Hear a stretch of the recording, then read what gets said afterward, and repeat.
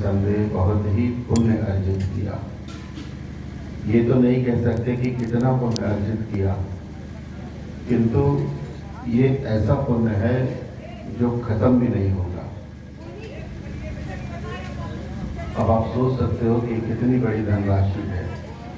आप नहीं रहोगे, आपकी एक पीढ़ी नहीं रहेगी, दो नहीं रहेगी, तीन नहीं रहेगी, चार नहीं रहेगी, कई पीढ़ियां नहीं हो सकता है, लेकिन हो सकता है आपका नाम भी भूल जाए, लेकिन ये गांव और ये बुद्ध विहार लोग नहीं भूलेंगे। और यदि ये जमीन दोष भी हो जाता है तो भी कहीं जब भी कभी इसका उत्खनन होगा, जैसे आज हम लोग बौद्ध तीर्थ स्थलों पे जाते हैं तो वहाँ बुद्ध विहार मिलते हैं, बुद्ध की प्रतिमाएं मिलती हैं, तो ये होता है कि कहीं कभी यहाँ बुद्ध विहार रहा होगा, तो भग्नावशेष प्राप्त होते हैं, फिर उस जगह पे लोग विहार बना लेते हैं। तो ये हजारों साल तक का जो है लोगों की आस्था का, लोगों की पूजा का, लोगों की मन की सुख शांति का, लोगों के कल्याण का, उनके हित सुख सारी चीज़ों के लिए ये क्या है, एक दर्शनीय और पूजनीय स्थल है। तो आपने कैसे एक जमीन के टुकड़े को, जमीन के एक छोटे से हिस्से को कैसे आपने पूजा के योग्य बना दिया। तो ये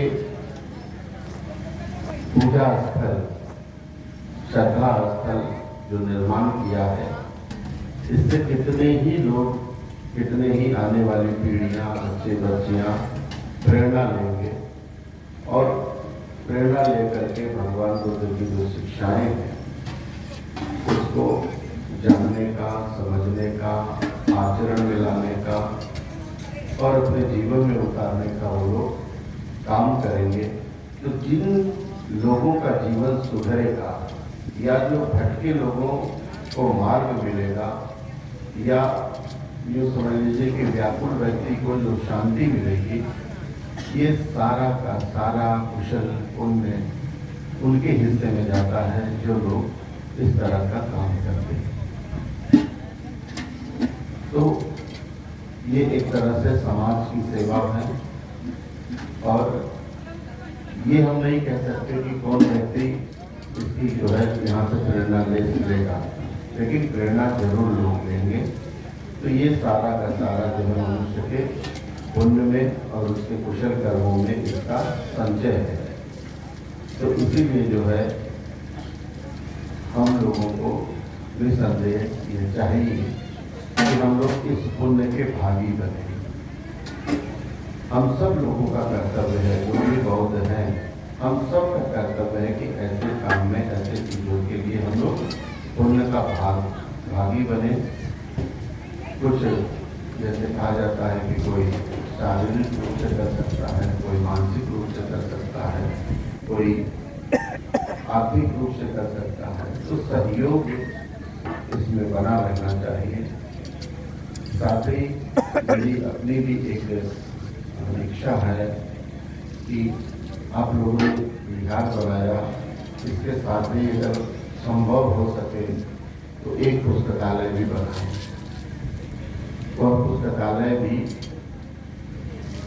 जो आज हमारे बीच में उपासिका नहीं है, चाहे उनके नाम से ही बनाए या किसी और के ही नाम से बनाए, पिता दादा बहुत सारे लोग हैं, किसी के भी नाम से बनाए।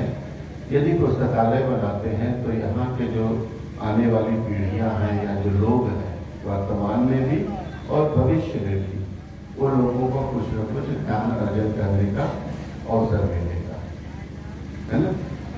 और ज्ञान अर्जन करने का अवसर मिलेगा तो ये भी एक क्या कहते हैं, आप मार्गदर्शन का काम करेंगे, लोगों को अंदर प्रेरणा जगाने का काम करेंगे। हो सकता है कि यहाँ से उस आपके विहार से कोई प्रेरणा लेकर के भिक्षु बन जाए, कोई भिक्षुणी बन जाए, कोई अच्छा उपासक बन जाए, तो कुछ भी हो सकता है।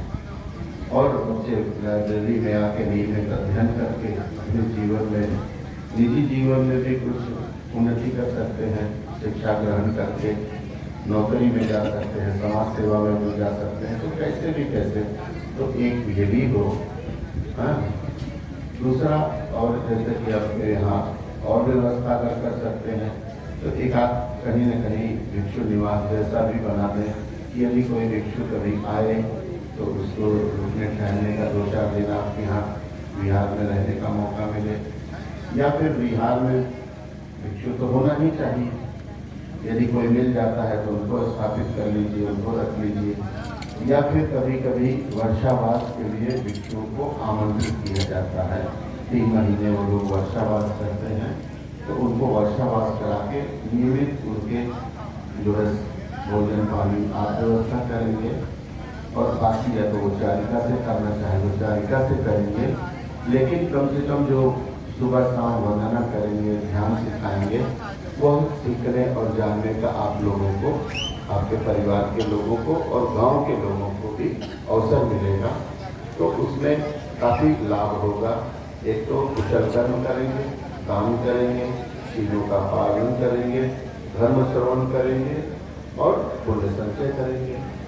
तो ये जीवन में बदलाव लाने के लिए, अंदर से श्रद्धा जगाने के लिए ये सब सारी चीज़ों का होना नितांत आवश्यक है। तो इसीलिए भिक्षु क्या है? भिक्षु एक जो भगवान बुद्ध को जो है विश्व गुरु कहा जाता है ना, और भी उनके नाम में कैसा जाता है। तो भगवान बुद्ध गुरु है ना। हमारा भी यदि कोई गुरु है, हमें स्वामी जी दीक्षा तो हमारे गुरु ने दी, लेकिन ये गुरु शिष्य परंपरा से पीढ़ियों से भगवान बुद्ध के समय से वो भिक्षु बनने की प्रक्रिया शुरू हुई है। तो भगवान बुद्ध एक ऐसे गुरु हैं जिनका मिल जाना जीवन को क्या है, इस भव सागर से पार ले जाने वाले ऐसे भगवान बुद्ध हैं, है ना। वो ऐसे गुरु हैं। तो गुरु का महत्व हमारे जीवन में कितना है, इस बात की प्रेरणा भी हमें भगवान बुद्ध से मिलती है। भगवान बुद्ध का जो गुरुत्व है, गुरु बल है, वो कितने लोगों को दुख मुक्त कर सकता है, और इस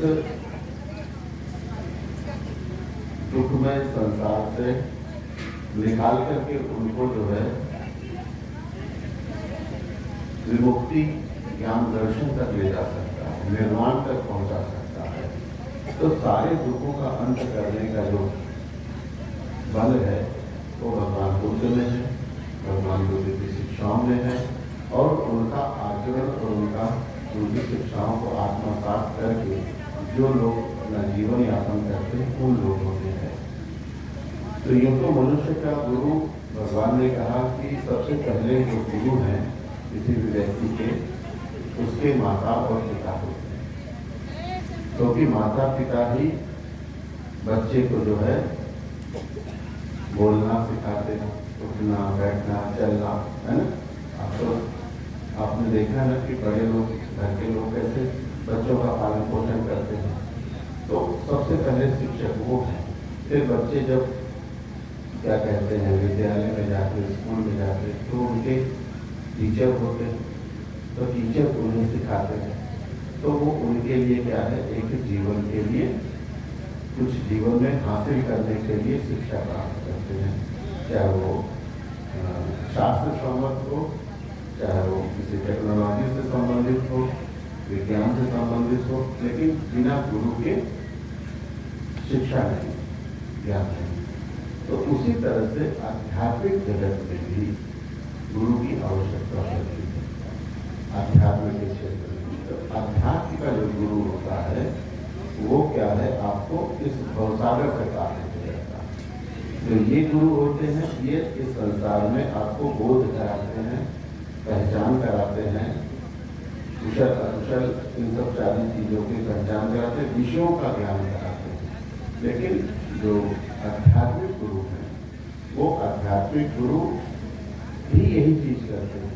वो भी करनी अकरनी, कुशल अकुशल, पाप पुण्य, सुख दुख और क्या कहते हैं समाज की सारी चीजों का, साथ ही इसके बाद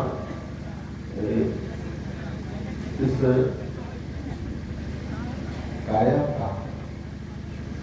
काया की जो सच्चाई है इसको भी वो ज्ञान कराते हैं। तो गुरु का हमारे जीवन में बड़ा ही महत्व होता है।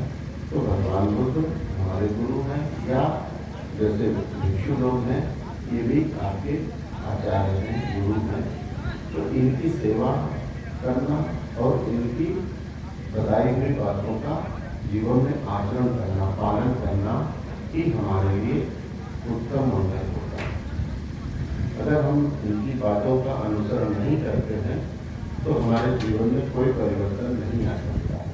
तो इसलिए भगवान बुद्ध जो सबसे पहले गृहस्थों के लिए एक सदाचरण सिखाते हैं कि हम कैसे सद आचरण कर सकते हैं। तो सद आचरण में भगवान ने जैसे गृहस्थों के लिए पंचशील और अष्टशील कहे, ये आपको सब लोगों को पता कि पंचशील क्या है ना। तो पंचशील यही है कि हिंसा न करना, चोरी न करना, व्यभिचार न करना और झूठ न बोलना और नशा पता न करना। ये तो सदाचरण ही है, नैतिकता है, नैतिक जीवन के लिए है। लेकिन इस सील ही हमारे लिए क्या है, रास्ता बताया भगवान ने कि सीलस सतस सोपान, सील ही सुगति की ओर ले जाने वाला रास्ता है। बिना शील का पालन किए हम सुगति को प्राप्त नहीं हो सकते। तो ये एक चीज है। तो उसी तरह से भगवान बुद्ध जो है लोगों को सारी बातों के बारे में अच्छे से समझाते हैं। बुद्ध का जो धर्म बड़े क्या कहते हैं विस्तार रूप से प्रकाशित किया है भगवान ने। अब आपको गुरु का जो महत्व है, गुरु के महत्व को आप ऐसे समझे कि जैसे श्रावस्ती की घटना में आप जानते होंगे अंगुलीमाल डाकू। अंगुलीमाल कैसा व्यक्ति था? वो इतना हिंसक व्यक्ति था, है ना, कि उसने अपने जीवन में 999 लोगों का वध कर दिया और एक व्यक्ति की और वध करना ही उसका शेष बाकी था और वो उसे ढूंढ रहा था। तो कहानी बहुत लंबी है, मैं पूरी कहानी तो नहीं बताऊंगा, लेकिन उधर क्या है कि जो कौशल राज्य की जनता थी वो त्राही कर रही थी, उससे छुटकारा पाना चाहती थी। राजा के ऊपर इतना लोगों का दबाव था, जनता की इतनी आवाज थी कि उसको किसी तरह से पकड़ के उसको जेल में डाले और उसका वध करे। तो अब वो कई बार चढ़ाई भी किया लेकिन उसे पकड़ नहीं पाया। तो भगवान बुद्ध के पास तक आता है कि भगवान मुझे आशीर्वाद दीजिए कि मैं जाके उसे पकड़ करके अपनी जनता जो त्राही कर रही है उससे मुक्त करा। तो वो भी तैयारी कर रहा है। इधर उसकी माँ है, माँ भी जो है सोच रही कि अब तो ये पकड़ा जाएगा, मारा जाएगा, तो वो भी समझाना चाहती है उसको। और इधर भगवान बुद्ध भी सोच रहे हैं कि अगर ऐसा व्यक्ति अपने चित्र से देख रहे हैं कि ये पकड़ा जाएगा तो जेल में डाला जाएगा और इसकी दुर्गति होगी। तो भगवान बुद्ध भी इधर जेल से निकलते हैं, उधर से उसकी माँ भी निकलती है, उधर से राजा भी अपनी सेना लेकर निकलता है। एक साथ सब घटनाएं घट रही। लेकिन माँ आगे आगे जल्दी जल्दी दौड़ हो जाती है कि सेना आने से पहले जो है उसको बता दे और वो छिप जाए या भाग जाए, नहीं तो पकड़ा जाएगा तो मारा जाएगा। क्योंकि माँ की ममता ऐसी होती है, बेटा कितना भी अपराधी हो उसके लिए, लेकिन फिर भी उन्हें चाहती कि ये पकड़ा जाए या सजा पाए, उसे तब भी बचाना, उसकी आरक्षा करना चाहती है, क्योंकि उसने गर्भ में पाल करके उसको जीवन दिया है ना, और उसको सब कुछ किया है, तो उसकी चिंता उसे है। तो क्या भगवान बुद्ध जाते हैं, वो आप पूरी कहानी जानते हो कि वो भगवान बुद्ध के पीछे दौड़ता है और पकड़ नहीं पाता, पहुंच नहीं पाता उन तक, तो जोर से चिल्लाता है तलवार लेकर के, एक समय ठहर, है ना, ठहर, रुकने को बोलता है। तो भगवान बुद्ध तो सामान्य गति से चल रहे थे, लेकिन उन्होंने तो गलत से जवाब दिया उसे कि मैं तो कब का ठहरा, तू कब ठहरेगा। मतलब कि मैं तो कब का रुका हूँ, तू कब रुकेगा। अर्थात अकुशल कर्म करने से, बुरे कर्म करने से मैं तो कब का रुक गया हूँ, तू कब रुकेगा। तो ये सारा संवाद होता है भगवान से और शिक्षा देते हैं, आते हैं और उसे भिक्षु बन करके अरहत्व को प्राप्त होता है। तो अब आप ये सोचिए कि एक व्यक्ति इतना हिंसक, और यदि वो ऐसे में मर जाता तो कितनी बड़ी दुर्गति को प्राप्त करता। भाई इतनी हत्या करने वाला है ना, कहते ना कि नरक में ही जाता, जब पाप का इतना भार उसके ऊपर होता कि वो कई कल्पों तक उसको भोगता। लेकिन बुद्ध जैसा उसे गुरु मिला कि इतना विकृत चित्त, इतना हिंसक चित्त होते हुए भी उसे मार्ग दिखाया और जीवन मुक्त कर दिया, है ना। तो उसकी मुक्ति का द्वार खोल दिया, उसके कल्पों तक के दुख को नष्ट कर दिया, है ना। और वो सामान्य जन से अरहत हो गए और लोगों के पूज्य हो गए, है कि नहीं तो लोग उनको जहां देखते वहीं मार डालते।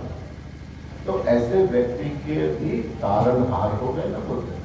तो एक गुरु की कृपा यही तो है, ये गुरु का बल, गुरु का तेज यही है कि उसे दुख मुक्त कर दिया, उन्होंने दुख से मुक्त दिला दी। और आप सोचो कि जैसे कि एक छोटा सा उदाहरण सा है कि एक कंकड़ लीजिए, छोटा सा पानी में डालिए, डूब जाता है ना। लेकिन एक बड़ा सा उसका कई हजार गुना बड़ा पत्थर भी हम लोग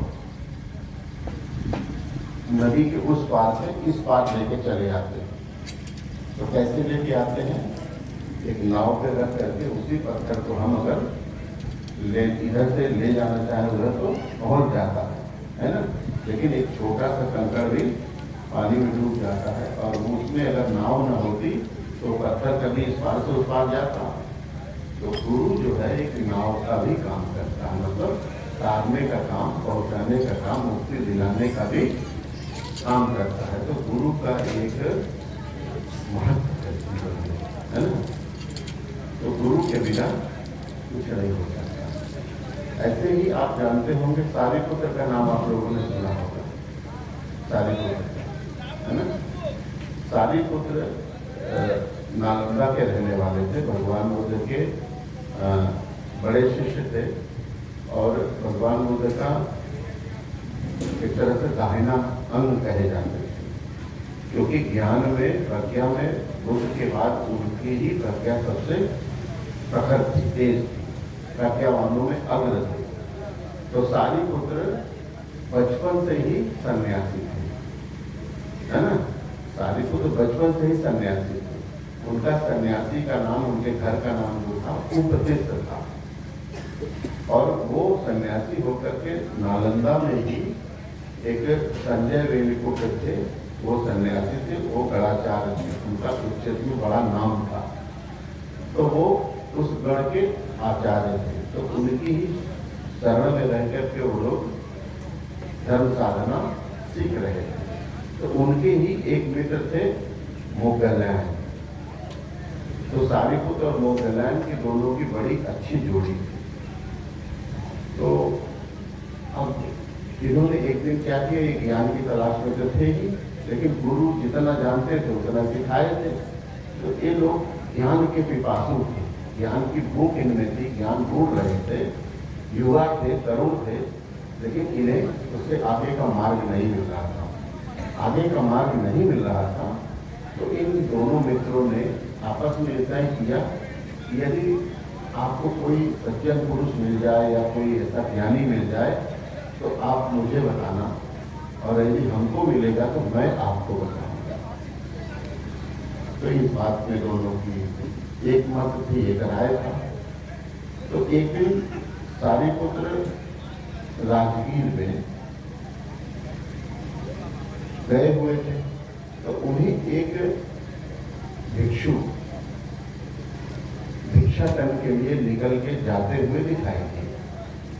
तो वो जो भिक्षु भिक्षा के लिए जा रहे थे, उन्होंने परिमंडल अच्छे से ओढ़ रखा था, पाक रखना ले रखा था, और जो अपना चेहरा का जो भाव है भिक्षु के चलने का, कि भगवान ने कहा कि अपने हाथ से 3 हाथ दे करके हमें इतनी नीची नजर करके हमें रास्ते जाना चाहिए कि आगे हम किसी चीज से टकराए ना, ठोकर न लगे, लेकिन हम बाहर की जो प्रपंच है ना, इस प्रपंच को हम न देखें, इसकी तरफ मेरा ध्यान न जाए। तो उतना देखना चाहिए जितना हमें मार्ग आगे का दिखता हो। तो शालीन भाव से, सौम्य भाव से, एकाग्रता के साथ, तो उनके मुखमंडल के तेज था, वो अरहत के चुके, अरहत भिक्षु अरहत में आते थे, तो अपने जा रहे थे, तो उनका जो चलना, उनका जो चेहरे का तेज, उनकी चर्या को देख करके सारी पुत्र को ये लगा कि नहीं, ये सन्यासी कुछ पाया हुआ, कुछ पहुंचा हुआ है, इससे मैं कुछ पूछूं, इससे मैं कुछ पूछूं। तो उन्होंने, सन्यासी वो भी थे, तो उन्होंने देखा कि ये तो अभी हाथ में भिक्षा का पात्र लेकर के, इनका पात्र खाली है, भिक्षा के लिए जा रहे हैं, तो इनको पहले भिक्षा कर लेने देते। तो वो उनके पीछे पीछे थोड़ी दूरी से थे। उन्होंने बड़े सौम्य भाव से, बिना मांगे, बिना शोर किए और बिना किसी चीज का लोभ किए हुए भिक्षा को ग्रहण किया।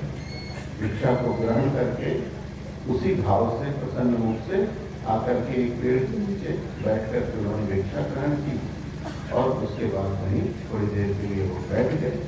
जब उन्होंने भिक्षा समाप्त कर दी, भोजन पिंडपात खत्म कर लिया, तब सारीपुत्र उनके पास जाते हैं और उनको जो भी अभिवादन या नमस्कार या जो भी बात हुई हो वो करने के बाद पूछते हैं कि आपको जो है, आपका तेज बहुत है, आपकी चर्या बहुत अच्छी है, बहुत मधुर है, और आपका मत क्या है, आप किस मत के मानने वाले हो, आपका मत क्या है, आप कृपया मुझे बताना।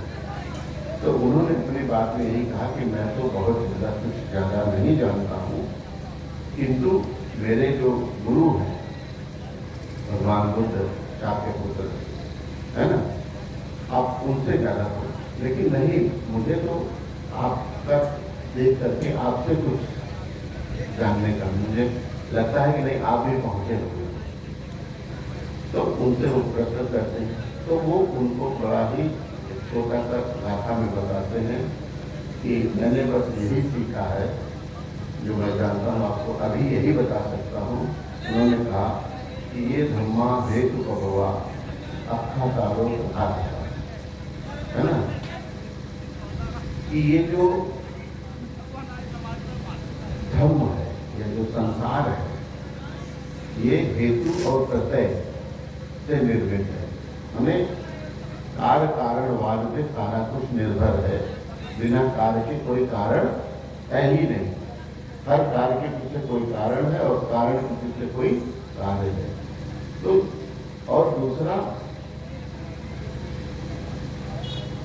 सब अनित्य है, परिवर्तनशील है। इसी चीज को मैं जान पाया हूँ। इतना भी सुन करके उनके अंदर ज्ञान की भूख थी। उन्होंने कहा मुझे मिल गया, ये बात तो सही है।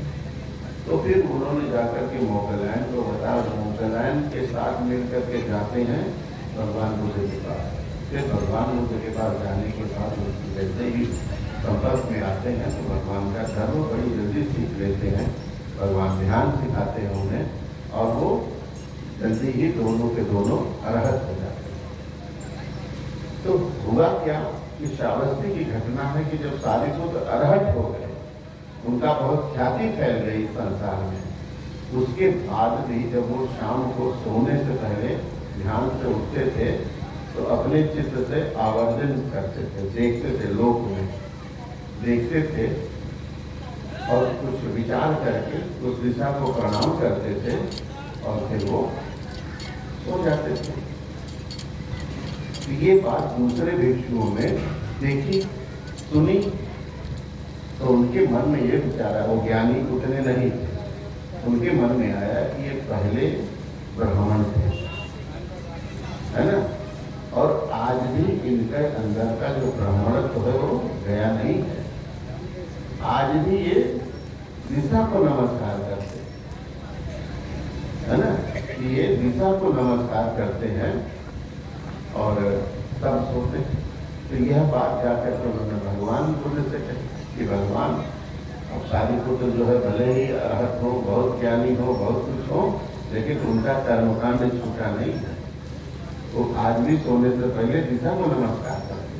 तो भगवान बुद्ध इसमें की हाथ किए, मुस्कुराए कि ये लोग क्या बात कर रहे हैं, और वो भी सारी पुत्र के लिए ऐसी बात कर रहे हैं।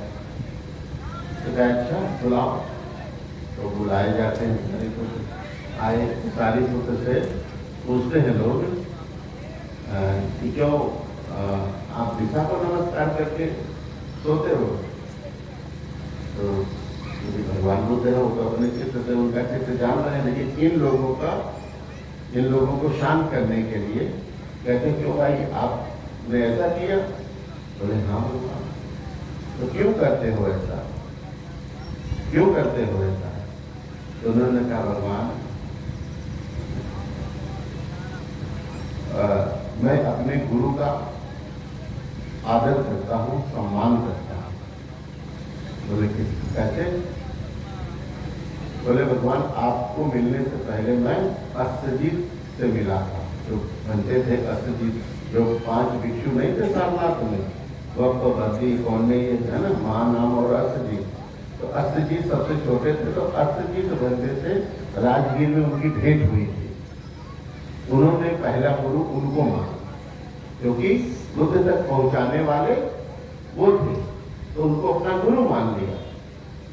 तो इसलिए वो अपने आवर्जन चित्त से ये देखते थे कि जो है अष्टजीत इस समय भिक्षु किस दिशा में है, किस दिशा में है, तो उस दिशा को नमस्कार करते थे और उस दिशा में बिना पैर किए, समझा, उस दिशा में पैर भी नहीं करते थे, उस दिशा में सर करके वो सोते थे, है ना। तो ये गुरु के प्रति कृतज्ञता है, गुरु के प्रति भाव है, गुरु के प्रति भक्ति है कि इतना उपकार गुरु का होता है जीवन में। तो ये सारे पुत्र जैसे महाज्ञानी इस बात को समझते हैं, है ना। तो ये उस रीतो भगवान लोगों ने भिक्षुओं को बताया, तब है अरे हम तो गलत सोच रहे थे कि नहीं, तुमने तो बड़ा आदर्श प्रस्तुत किया। तो भगवान ने फिर उन लोगों को समझाया कि गुरु के सामने ये सारी चीजें होती है ना। तो गुरु कैसे जीवन को बदल देता है एक क्षण में, समझा कि नहीं। तो ऐसे ही गुरु मिलना और ढूंढना, ये दोनों का काम है। तो ऐसी ही एक छोटी सी और सारस्वती की ही छोटी सी कहानी है, मैं वही सुनाता हूँ कि एक बार की बात है, एक मतलब कर्म के ऊपर है, एक शिकारी रहता था बहेलिया, वो रोज जंगल में जाता था, बहुत शिकार करता था और बड़े बड़े जाल लगाता था, बड़ा व्यापारी था वो जानवरों का। तो जाल लगा के बहुत से जानवर पकड़ता था, तो उसमें बहुत से जानवरों को बेचता था और कुछ को मार के भूज के बना के खाता भी था। वही शिकारी था, तो शिकार मिला तो खाएगा भी, वही पेशा ही था उसका। ऐसे करके वो बहुत दिन तक ये काम करता, बहुत दिन तक वही रोजगार करता। जैसे आज भी नहीं, कसाई पूरे जीवन बचपन से लेकर बुढ़ापे तक करता है, मच्छर मरवा वैसे ही बचपन से लेकर बुढ़ापे तक करता है ना। तो जिसका जो पेशा व्यापार वो करता था, तो ऐसे वो शिकारी भी था। एक दिन क्या हुआ, समय आया कि उसने जो है जंगल में बहुत शिकार पकड़े, और जब जाल से एक बार पकड़ लेता था तो जो फंस जाते थे उनको रस्सी उस्सी लगा के बांध के दूसरा जाल लगा देता था, तो ऐसे फंसाता ही रहता था। तो उसने एक रात ऐसे ही पूजा और उतनी भूख लगी तो उसने एक शिकार को भूख के खा लिया। खाया तो उसको प्यास बड़ी जोर की लगी।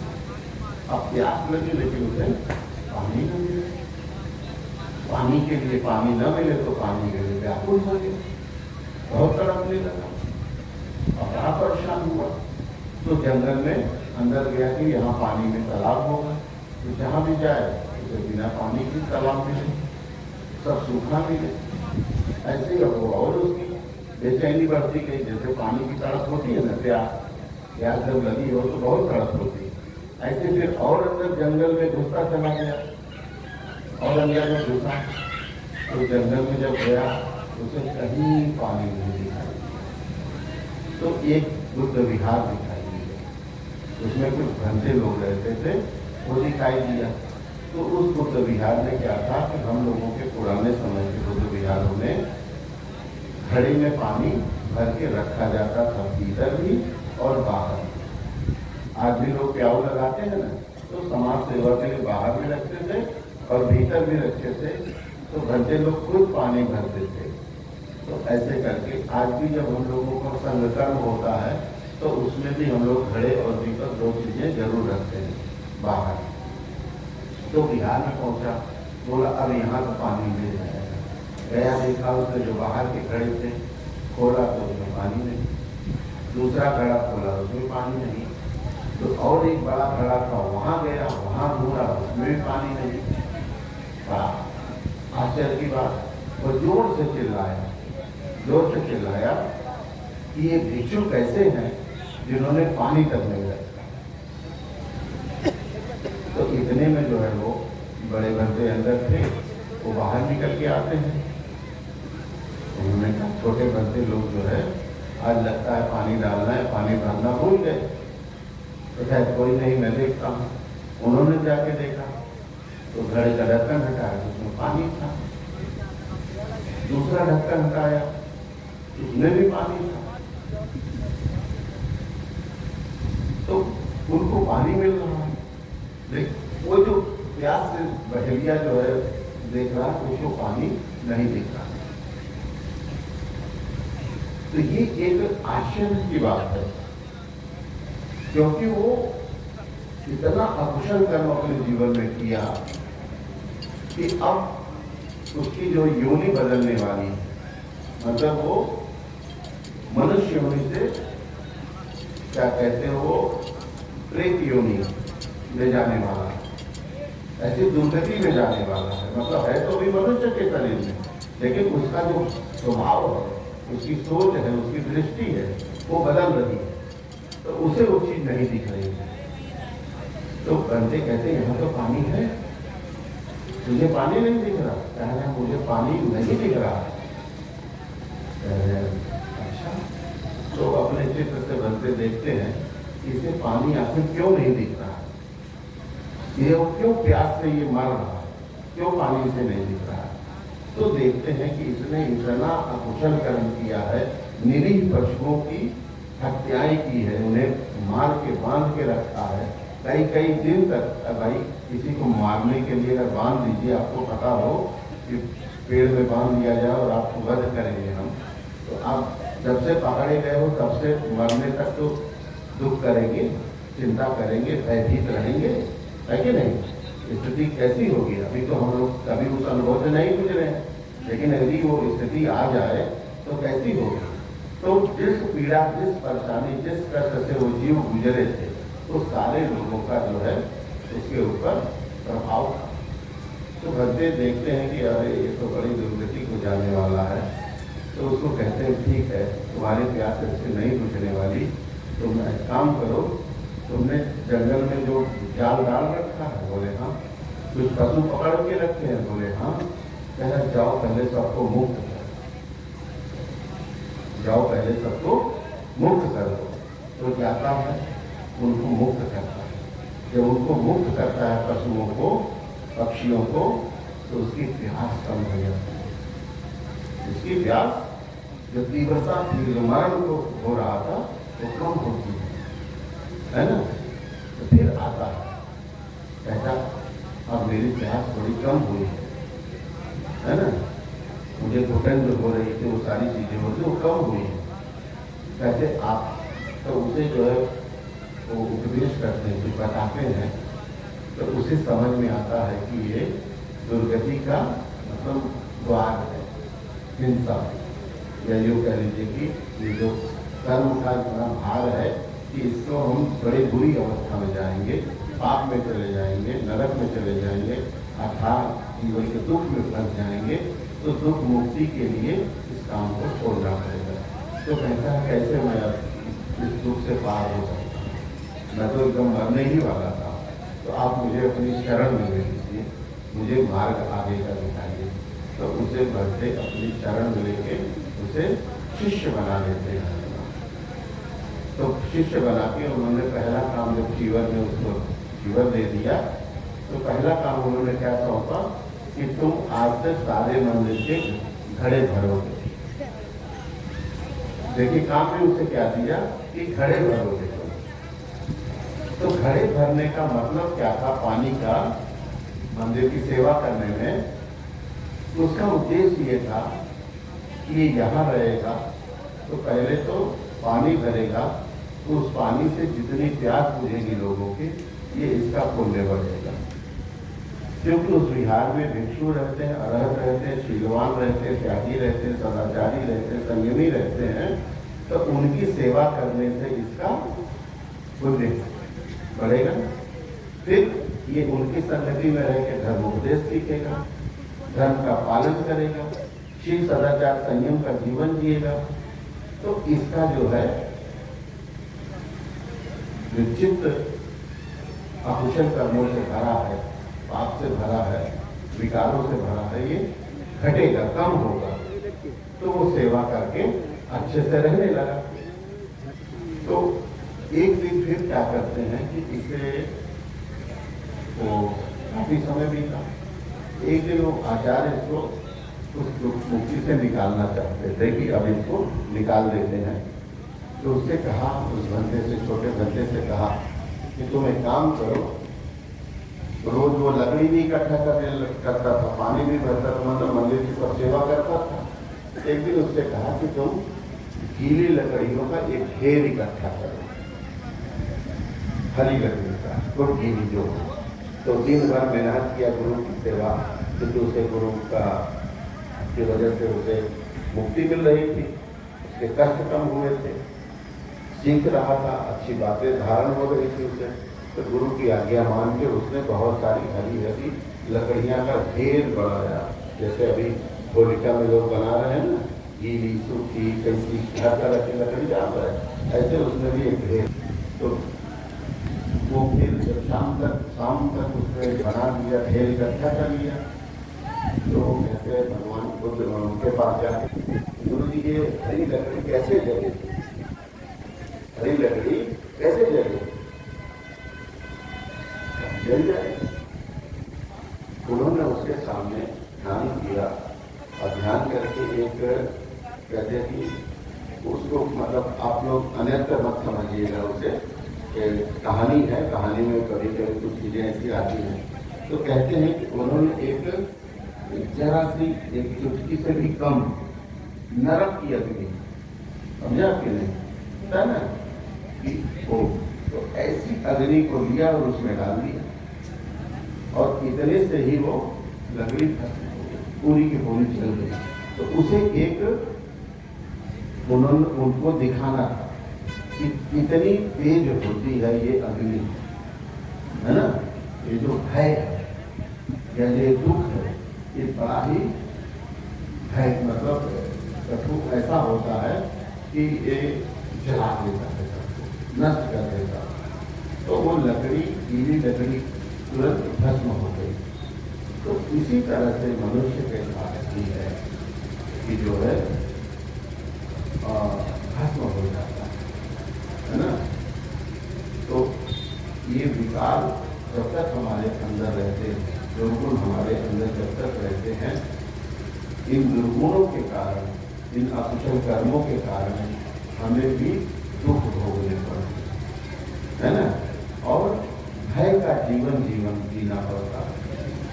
भय किस बात का होता है? इन चीजों का होता है। भय हमारे अपने ही किए हुए बुरे कर्मों का ही तो होता है कि किसी को अपने जीवन में अच्छे कर्म करने से भी भय होता है। अच्छा कर्म करके किसी को तो भय होता नहीं, बल्कि प्रसन्नता होती है ना। भय तो हमें बुरे कर्मों का होता है ना।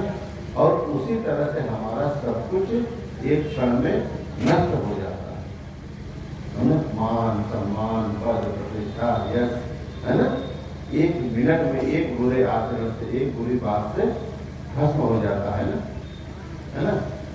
तो इसी तरह से तो हम लोगों को भी अपने जीवन में यदि क्या कहते हैं भय से मुक्ति चाहिए, भय में दुख से मुक्ति चाहिए, है ना, दुर्गति में नहीं पड़ना है, तो सदाचरण का पालन करना होगा। भगवान बुद्ध की जो बताई विद्या है उसको सीखना होगा, है ना। ज्ञान के जो भगवान ने रास्ते बताए हैं वो ज्ञान के रास्ते अपनाने हो। ज्ञान का भी रास्ता है, एक होता है जो भगवान ने कहा कि प्रज्ञा जागती है, एक प्रज्ञा होती है श्रुतमयी प्रज्ञा। आप लोगों ने सुना होगा कि श्रुतमयी प्रज्ञा होती है। तो श्रुतमयी प्रज्ञा क्या है?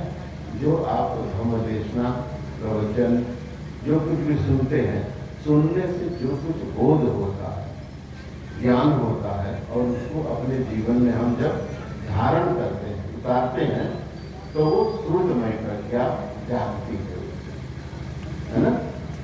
और यदि हम कोई बात देखे हो, सुने हो, जाने हो, समझे हो, अनुभव किए हो, या इन चीजों के संपर्क में आए हो, उससे जब हम एकाग्र होकर के एकांत में शांति के साथ बैठ के जब ध्यान करते, ध्यान करने से हमारे अंदर जो चिंतन उत्पन्न होता है, तो वो चिंतन उत्पन्न होने से चिंतनमयी प्रज्ञा उत्पन्न होती है। समझा ना? जैसे कभी कभी होता है, हम सबके जीवन में होता है, हम काम कुछ कर रहे हैं लेकिन दिमाग में कुछ बात चलती रहती है ना, चलती रहती है। हम भले रास्ते जा रहे हैं, या भले हम हल जोत रहे हो, हम भले कोई काम कर रहे हो, लेकिन दिमाग में कोई बात चलती रहती है ना, तो उससे चिंतन होता। तो चिंतन में प्रज्ञा, तो जो व्यक्ति कुशल कर्मों का चिंतन करता है, अकुशल कर्मों का चिंतन करता है, और ये जो कुशल और अकुशल कर्मों के चिंतन से जो इसके परिणाम को जान पाता है ना, जो परिणाम को जान लेता है और उसका त्याग कर देता है। ये नहीं कि जान लेना, जान करके उसके बुरी आदत का, बुरे व्यवहार का, बुरी चीजों का त्याग करके अच्छी चीजों को अपना लेता है अपने जीवन में, कि यही मेरे लिए सही है, यही मेरे लिए सच्चा और सन्मार्ग है मेरे लिए।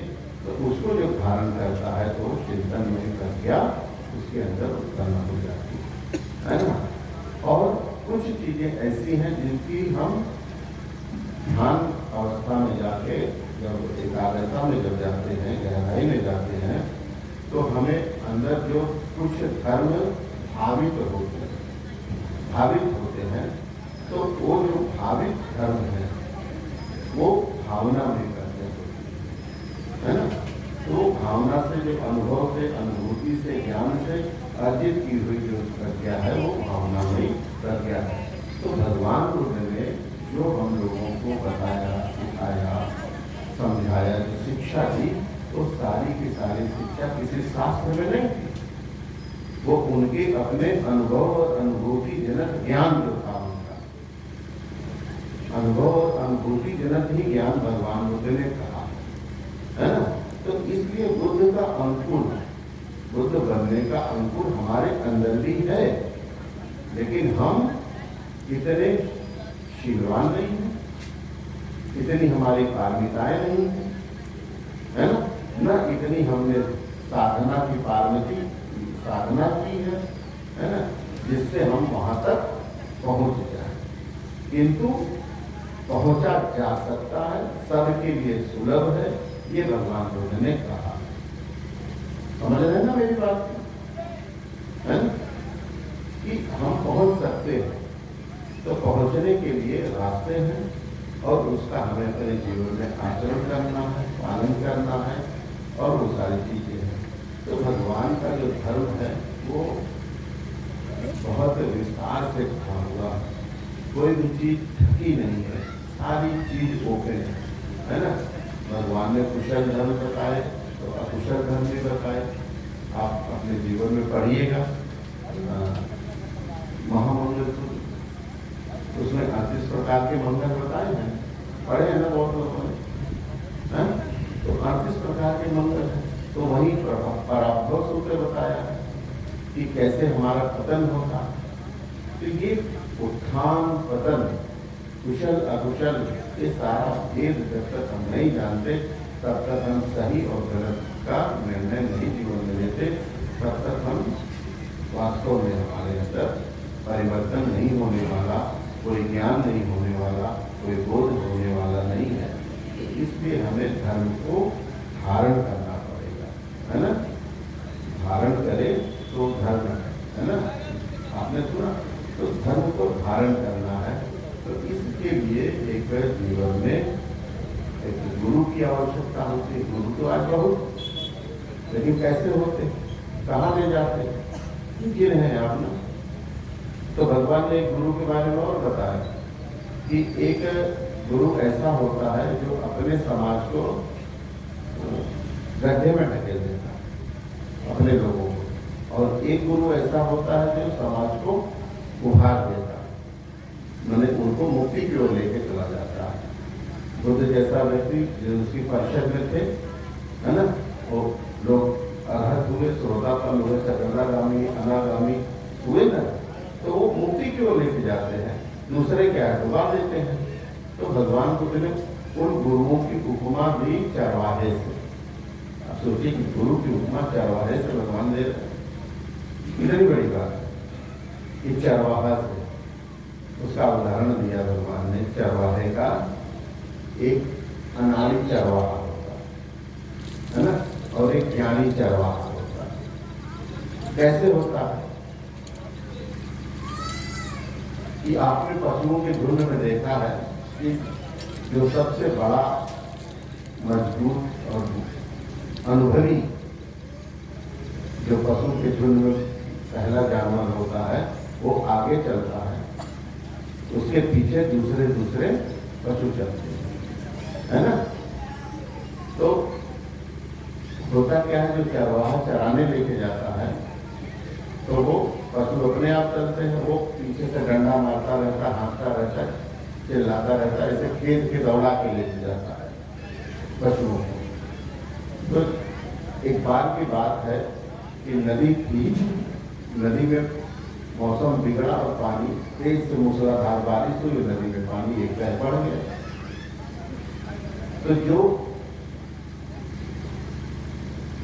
अनाड़ी जो है चरवाहा था, वो क्या करता है, पशुओं को झुंड को ले जाकर के डंडे से मार के सबको कूदाता है पानी में, है ना। क्योंकि वो पशु तो पानी में जाना नहीं चाहते, लेकिन वो पीछे से डंडा मार मार के सबको कूदा देता है, और सबको कूदा करके उसमें क्या है कि उसको अनुभवी और बलशाली पार हो जाते हैं, लेकिन कमजोर, बीमार या ऐसे लोग रह जाते हैं पानी की धारा में, मर जाते हैं, डूब जाते हैं, दुर्गत। लेकिन जो अनुभवी चरवाहा है वो क्या करता है कि पहले जो सबसे अनुभवी है बैल, उसको उतारता है, वो जिधर से उतरता है उधर से ही दूसरे पशुओं को उतारता है, फिर गौओं को उतारता है, फिर बछड़े को उतारता है, फिर बछड़ियों को उतारता है।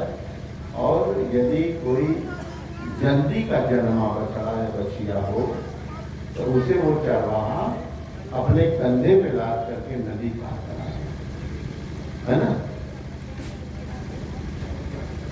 वो डंडा मार के सबको नहीं ढकेलता है, वो अनुभवी को सबसे पहले, फिर उसका अनुसरण दूसरा करे, दूसरे का अनुसरण दूसरा करे, और फिर जो सबसे कमजोर है उसे सहारा देगा।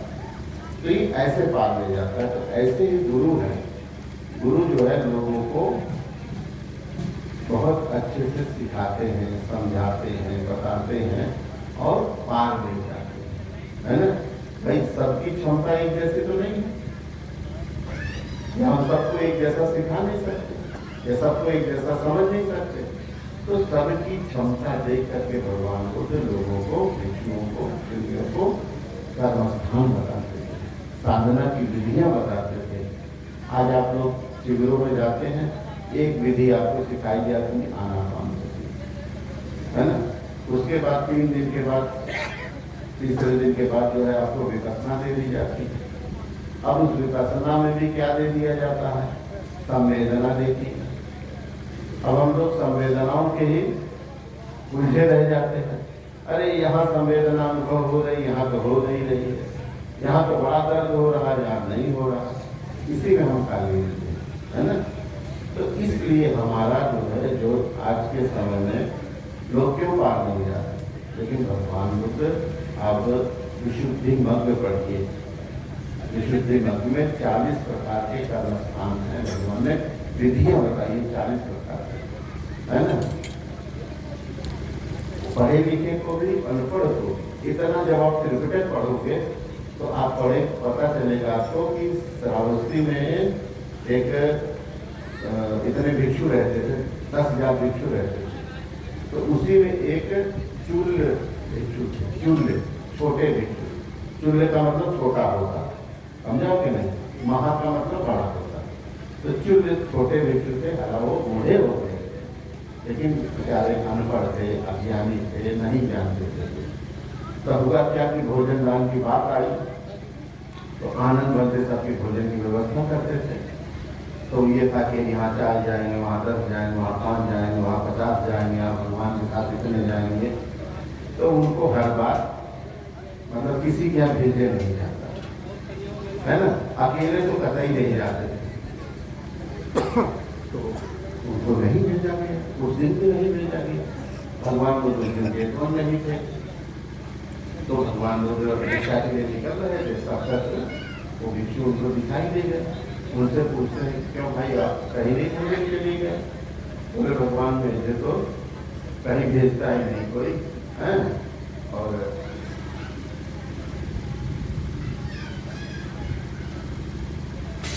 तो उनके भाई बेटे, बड़े भाई वो विद्वान थे, वही उसको जाने नहीं कहीं देते थे। कहते थे इसको कुछ नहीं आता, इसको मत कहने दीजिए, रोके थे। तो खैर भगवान ने देखा, चित्र से देखा कि आदमी जितना इसको समझा जा रहा है इतना ज्ञानी नहीं है।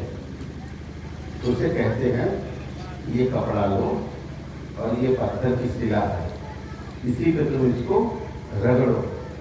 और उसको पाली में कहते हैं रजो हरनन, रजो हरनन, रजो हरनन, रजो हरनन उसको बता देते हैं। तो ये घिसते रहो। तो वो देखता है कि पत्थर पे रगड़ने से कपड़े का रंग छूट रहा है, कपड़े का रंग छूट रहा है, रंग छूट रहा है। तो इसका सूट जो है निकल रहा है, सूट निकल रहा है। तो ये धीरे धीरे घिस के नष्ट हुआ जा रहा है, समझा कि नहीं।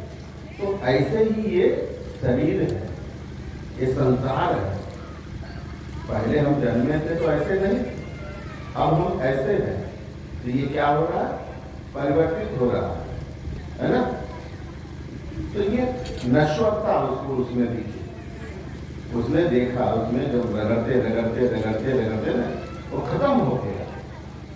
और भगवान उसके देख रहे हैं कि इसकी ये नश्वरता को ये देख रहा है, और नश्वरता को देख रहा है और अपनी काया पे इसको उतार रहा है ना। कि ऐसे ही काया है, ऐसे इसमें रंग रोगन चढ़ा है, ऐसे ही सारी चीजें, ऐसे ये नष्ट हो रही और घिस रही है, रोज मर रही है, रोज खत्म हो रही है, और एक दिन खत्म हो जाएगी। तो अनित्य बोध को वो जान गया और उसको अरहत की प्राप्ति हो गई। भगवान को उधर पहुंचे हैं भोजन के लिए। तो उस उपासक से कहते हैं कि उपासक बिहार में एक बंदे और हैं, उनको ले जाओ। तो उपासक भेजता है किसी को, वो बंदे को चुल्ल को बुलाया जाता है, लेकिन इतनी ही देर में वो अरहत हो गए। अब सोचिए कि बुद्ध का तेज, बुद्ध का ज्ञान, बुद्ध की कृपा, करुणा क्या है। है ना, कि जो व्यक्ति भोजन दान में भिक्षु न बुलाए तो तिरस्कृत हो, अपने ही संग में तिरस्कृत हो, ये तो बुद्ध ने उसको अर्हत बना दिया, है ना, रजो वर्णन करने से मात्र।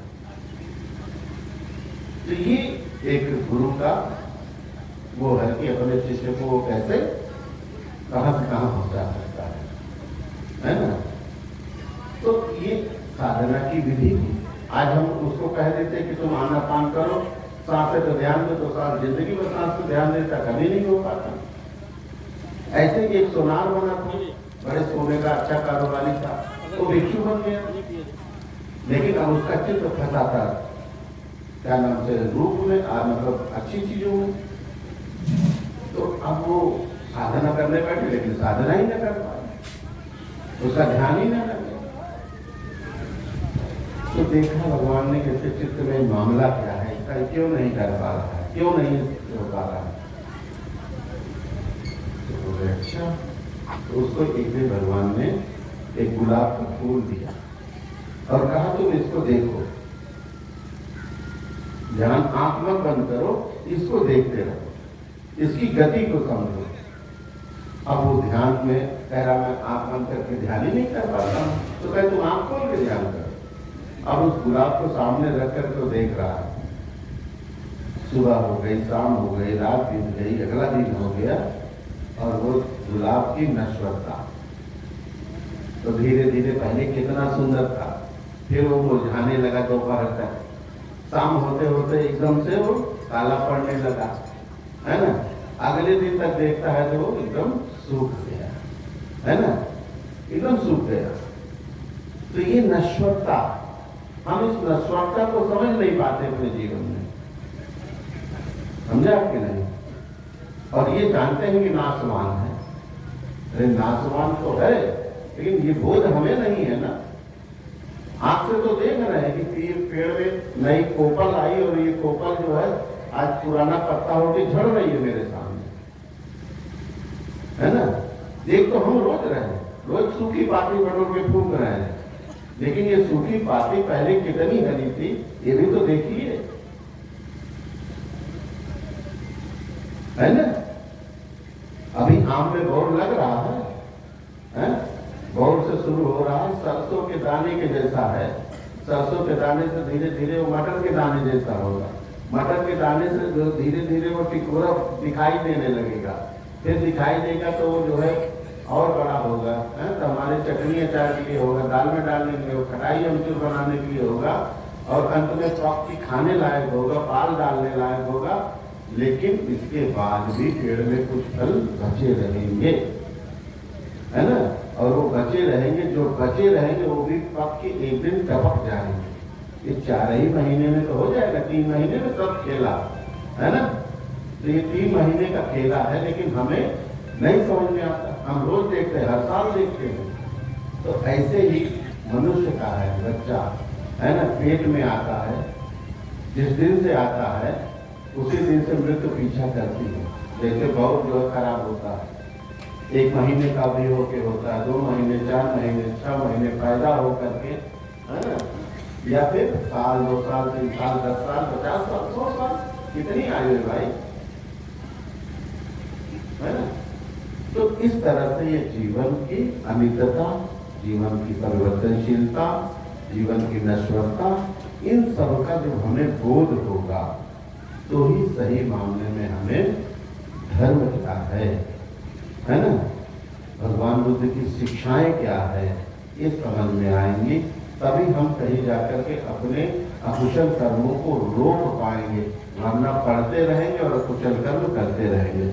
यहाँ जो है अभी बहुत सारे सभाओं में कृष्ण पंथी ग्रहण करेंगे, असंजा हो जाके फिर जो है मस्त हो जाएंगे, है ना, है। अब फिर मंच मिल जाएगा, अगले दिन से दहाड़ के बोलेंगे, है ना। तो ये सारी चीजें जो है ये है, तो ये दोहरा कैरेक्टर है ना जो है, यही नहीं हमें मुक्ति की ओर ले जा रहा, यही हमें ज्ञान की ओर नहीं लेके जा रहा। हम अगर खोजी हो जाए, जानने वाले हो जाए, है ना, और क्या नाम से बुद्ध के साधक हो जाए, समझा कि नहीं, उपासक हो जाए, है ना, तो कहीं जाकर के हमारा भी कल्याण उसी दिन से हो जाए। तो यही बातें हैं, बातें बहुत सारी हैं। तो ये विहार अपने आप में, हमारे विहार जो होते हैं वो ज्ञान के और शिक्षा के केंद्र होते हैं। तो ऐसे कुशल कर्म के लिए हरिराम जी ने जो अपना प्रयास किया है, जो इनका परिश्रम है, निसंदेह की कई पीढ़ियों के लिए ये पुण्यदायक है ना। ये नहीं जानते कि मेरी पीढ़ी में कितने लोग होंगे, लेकिन उन सब पीढ़ियों का, है ना, कहते ना कि दादा का लगाया पेड़ है, आज उसकी छाया में है। तो ऐसे ही इनका अपना कुशल कर्म है, कुशल पुण्य है। तो आपको जो है ये सारा पुण्य प्राप्त हो, और आपके जो भी इसके पहले के, थोड़ी देर के बाद बात करते हैं। तो ये पुण्य प्राप्त करना आपके लिए निसंदेह सुगति का मार्ग होगा, और आप का परिवार समाज के लिए, लोगों के लिए प्रेरणा का, आस्था का, विश्वास का केंद्र हो, और आपका यश फैले, कीर्ति फैले। आपको जो भी जन्म दिए हुए माता पिता हैं, आपके इस पुण्य के भागी बने। जो आपके गुरु आचार्य, जहाँ से भी आपको प्रेरणा मिली, वो भी आपके इस पुण्य कर्म में आपका भागीदार हो, और ये सारा जो समाज है, ये सब भी आपके इस कुशल कर्म का अनुमोदक हो, और आपको इसका यश मिले, लाभ मिले, और निर्वाण सुख की प्राप्ति हो। यही मंगल कामना करते हुए मैं अपनी वाणी में विराम देता हूँ, और सब लोगों के लिए मंगल कामना करता हूँ कि भवतु सब मंगलम रक्षन्तु सर्व देवता सब बुद्धानुभावेन सब धर्मानुभावेन सब संघानुभावेन सदा सुखी भवन्तु।